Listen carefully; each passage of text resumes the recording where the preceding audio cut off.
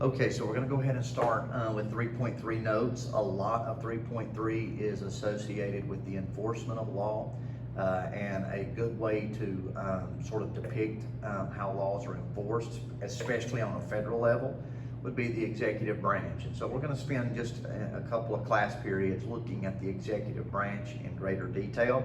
And because of this, it covers a lot of content as far as future's sake, so we may not have to spend as much time in other areas. These are very lengthy notes, but it is very important to understand the role of the executive branch and how they execute federal and constitutional principles. So it's good to see that.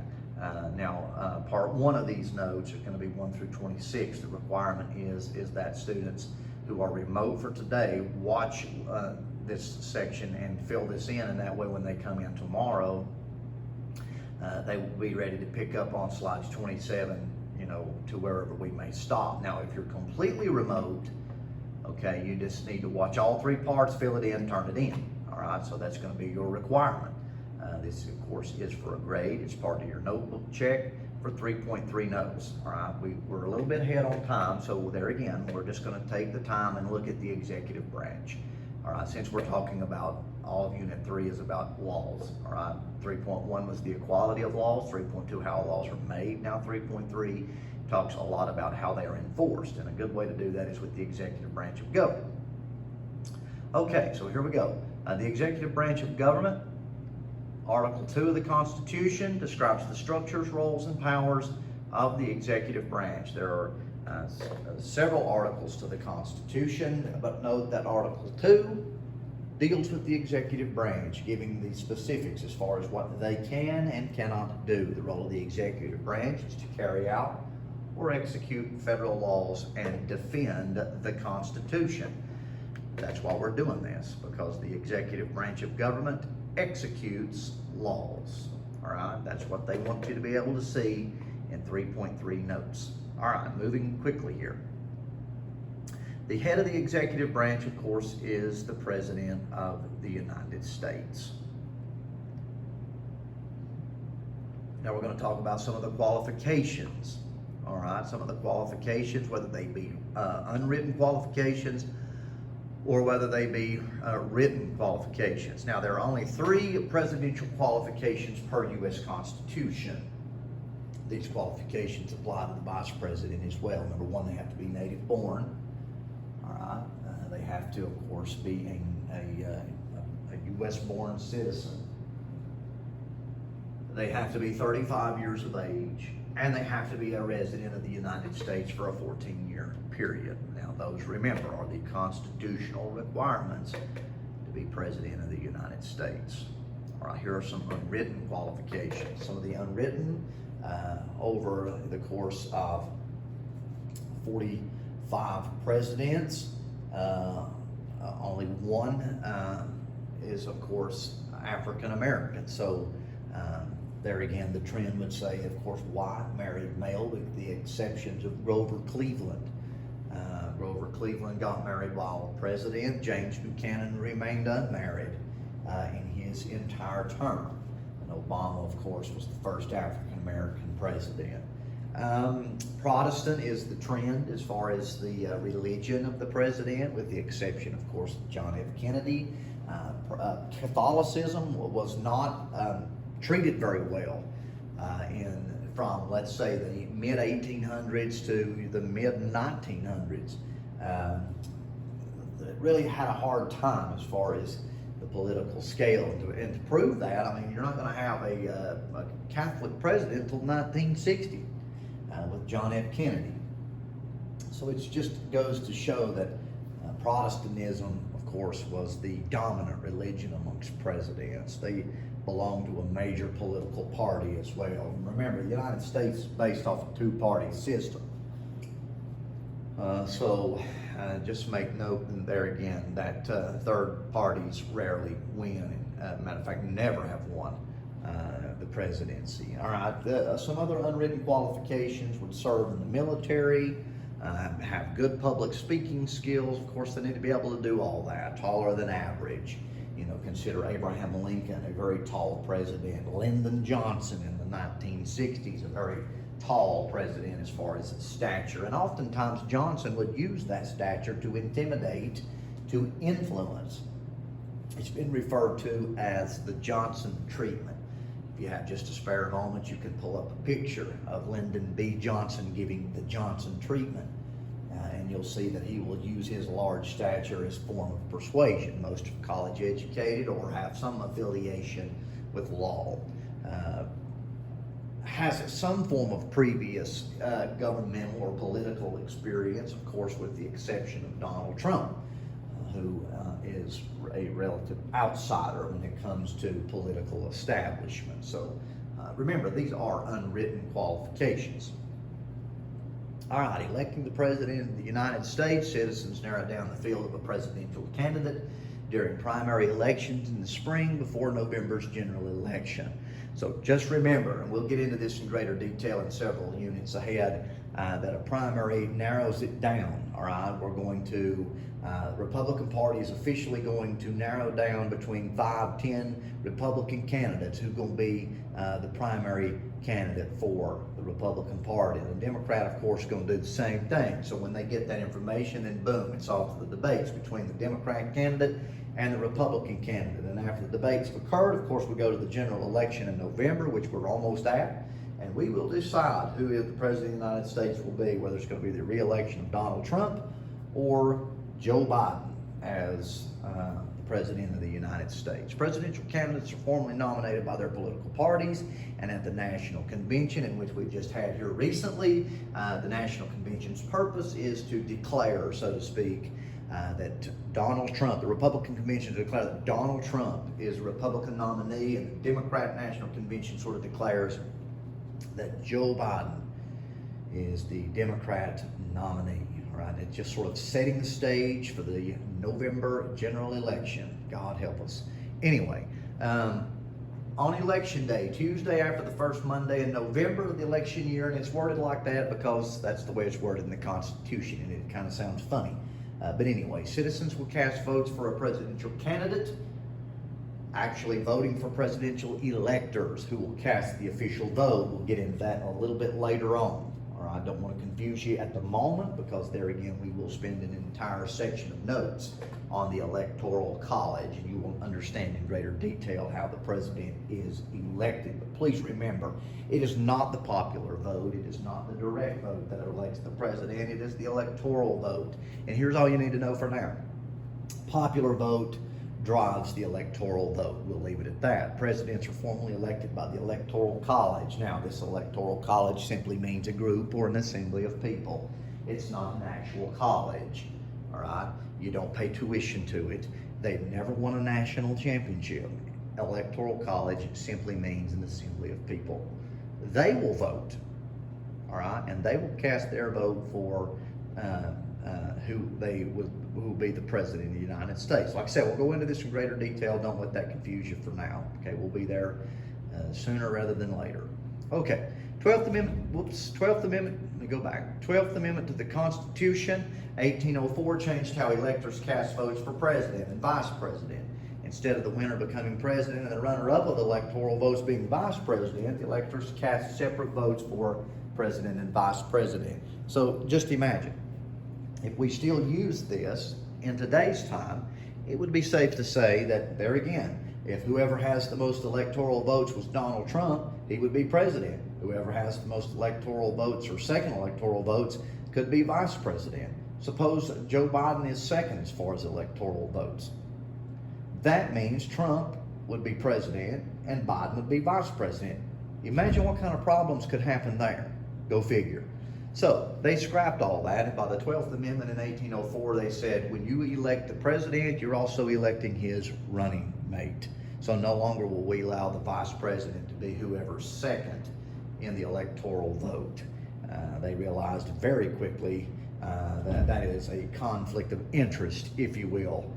It is possible under this situation here before the 12th that you would have a president of one political party and a vice president of another, and that's exactly what happened. But you know, look at that today.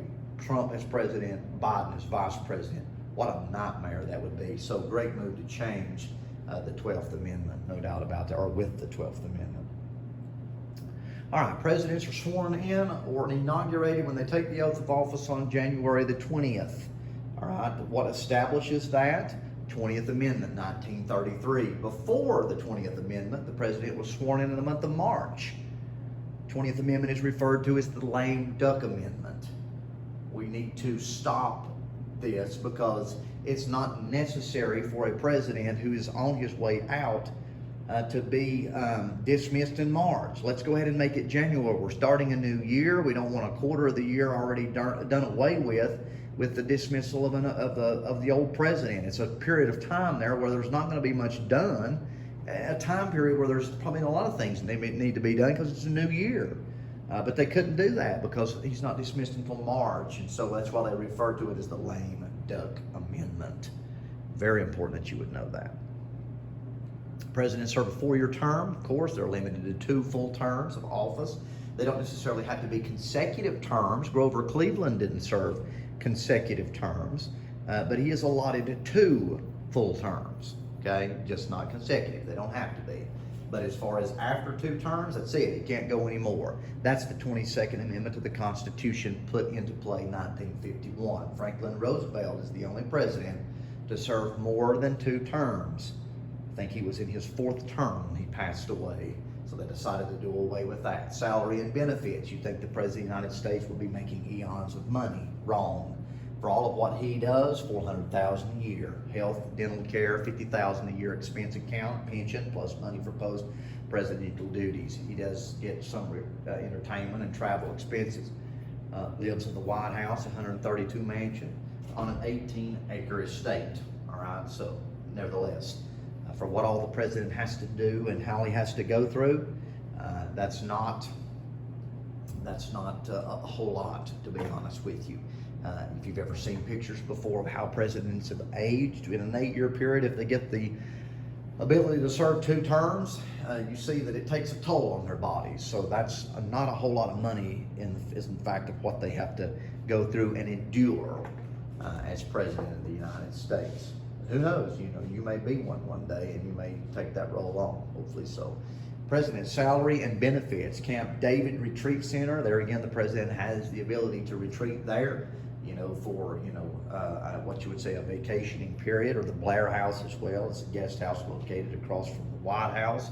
The usage of Air Force One and other planes and helicopters. A Secret Service is provided to them for means of protection, and even 10 years after is provided. Presidential limousine and other automobiles are provided as well. So those are what you would say the amenities. And he, of course, has the staff and the system as well. All right, so let's look at some of the roles and powers of the president. Please remember that there are expressed powers and there are implied powers. All right, so some of the expressed powers specifically mentioned in the Constitution. All right, you need to know that. Expressed powers are listed. Implied are not specifically listed in the Constitution, but it still gives the president necessary clearance to do. Okay, so just like Congress has expressed powers and implied powers, the president as well has expressed and implied powers. What is specifically mentioned that they can do and what is not specifically mentioned. Make sure you know those 2 terms. Some of the roles and powers of the president: he is the chief executive. All right, he enforces and carries out the Constitution and federal law. That's why we're going over this. All right, who is enforcing the law? All right, the highest executive is the President of the United States, the chief executive when it comes to the enforcing and carrying out of laws. All right, issues executive orders. A directive issued by the president has the force of law. All right, so what this means is that in an executive order, the president can bypass Congress as far as getting a necessary clearance or approval from them to do what they need to do. It's not mentioned in the Constitution, so it's kind of implied. It can be overturned by a law passed by Congress, Supreme Court decision, or by the next president of the United States. Now, some of the examples of executive orders is 9066. This was when Franklin Roosevelt sent Japanese Americans after the bombing of Pearl Harbor into internment camp, not concentration camps, but internment camps. All right, he was going to allow them to reside there just to make sure that there was not any inside work amongst Japanese Americans to try to terrorize, you might say, the United States. So it's very controversial, it's very debatable, but nevertheless, it happened under the Executive Order 9066. And bear in mind, this couldn't fly today, of course, but we are at this particular time in the 1940s under still the Jim Crow era of American history, where segregation is legal. And I'm not saying it's right, but I'm just saying it's not going to be a shock and awe during that time period because of the Jim Crow era that we are still in the 1940s. Now, of course, today, you know, that would be an extreme, no question about it. Executive Order 9981 ended segregation in the military. Executive Order 10730 sent federal troops to Little Rock, Arkansas. So those are just some cases and points as far as what the president can do when it comes to the idea of executive orders. Here is Richard Nixon here in Cambodia as he is discussing, you know, should the United States be involved there, because the NVA, North Vietnamese, of course, was using this area to better target South Vietnam. But the whole purpose behind it is to recognize that he is Commander-in-Chief of the U.S. military. That is expressed in the U.S. Constitution. So he is the civilian head of all military forces. He appoints military officers. He has the final word on military actions and strategies, and he sends troops into battle. Now, there's where it becomes very debatable. Does the President of the United States have to check with Congress before sending troops into foreign lands? That's what the Constitution says, okay? But oftentimes the presidents will send troops into battle, or the presidents have been allotted the ability to do that without congressional approval. You know, so there's where a conflict of interest transpires. Here's where the debate begins. The President of the United States is Commander-in-Chief of the military. That's what the Constitution says. But the Constitution also says Congress can declare war. So we have two branches of government here with two expressed powers, right? And so we've got a problem. So what do? They compromise. And this is where the War Powers Act comes into play in 1973. It restricts the president's authority to send troops into battle. The president must notify Congress within a 48-hour period of sending forces into combat. Troops must only be sent into a hostile situation for 60 days. Now, the president can get a 30-day extension. So really, and truthfully, he has 90 days because that 30-day extension can be provided. Congress may pass a concurrent resolution to end combat commitment at any time. But there again, if he exceeds those 90 days with that 30-day extension, if he does not get congressional approval, there is grounds of impeachment. And then there again, some question the constitutionality of the War Powers Act as well. All right, he is the chief legislature. All right, he influences and acts on legislation or laws. Remember, legislation means laws. All right, other roles and powers of the president. Here we go. The president influences legislation by, he proposes a budget. He recommends the bills. All right, remember, the president of the United States has the ability, like you and me, as civilians or interest groups or corporations, he has the ability to recommend bills. He can create a bill. He can come up with the idea just like anybody else and send it to Congress. All right. He also gives the State of the Union message as well, where he stands in front of Congress and he addresses certain guests that he might have, and the nation tunes in and listens to what the president has to say in regards to the condition of the country. Right. He has that ability to do that, and they can also call special sessions of Congress as well. President acts on legislation. He has the ability to sign a bill. We've already talked about this. He can hold the bill without and allow it to become a law without a signature. Maybe he doesn't want to endorse it, so he just stays neutral on it. So he stays, away from it. Doesn't necessarily mean the bill dies. He just don't want anything to do with it. Using the power of veto or pocket veto, he can manipulate that bill and allow that bill to die, other than which Congress would adjourn session within a 10-day period and not sign it. Right? That is the working capacity of a pocket veto. All right, other roles and powers of the President of the United States. He has the authority to adjourn Congress if the houses cannot agree on an adjournment date. All right, he also is a diplomat. He is the chief diplomat. Please remember that a diplomat has the ability to work with foreign leaders, all right, to build relations with foreign leaders. This is Ronald Reagan in this particular scene at the dismissal of the Berlin Wall, and this is his notable or famous speech, to tear down the wall. as far as separating East and West Berlin. All right, so there again, that just lets you know that he also is a chief diplomat. Here we go. And of course, you got Roosevelt here, Joseph Stalin, and Winston Churchill during the World War II situation. All right, moving on. Deals with other countries tactfully, uses diplomatic communication, appoints ambassadors. He's going to assign roles for people to go and stay for that period of time in the country, working and building working relationships. Recognizes a representative in other countries, shows disapproval by asking that a representative be recalled, or basically a vote to dismiss them from office. Accepts and greets foreign leaders, as the case with Benjamin Netanyahu just recently having a period of time in the United States, or any other foreign leader. He is going to make sure he's tactful, as he deals with them. Sets the tone of policy towards other countries. For example, the Monroe Doctrine was a time period in the 1820s where we tell Europe, we'll stay out of European affairs if you'll stay out of Latin America. The good neighbor policy, we'll do everything we can to help Latin America. In return, Latin America has to have so much political influence. Open door policy is where, we want to have the ability to trade in Chinese markets during the early 1900s, during the Roosevelt administration. There again, it's just setting the tone, all right, in working with other countries. All right, helps to make treaties with other countries, must be, of course, approved by the Senate. And he signs executive agreements, pacts with leaders of another country that do not require the approval of the Senate. Please remember the President of the United States, per Constitution, can make treaties.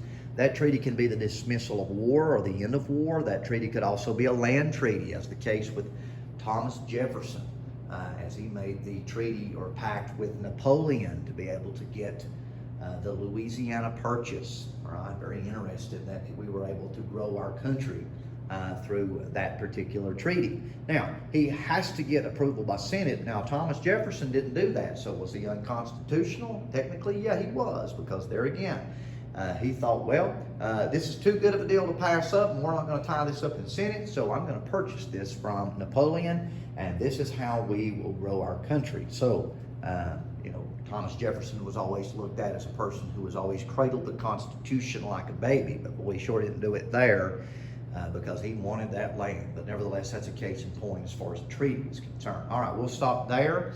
This is slides 1 through 26. This is 22 minutes long. I'm telling you, this is very, very lengthy. So make sure that you're following along here and you are getting this filled in, because this is probably going to take about possibly today, maybe even Monday to finish this, but very important and very good. Have a good day.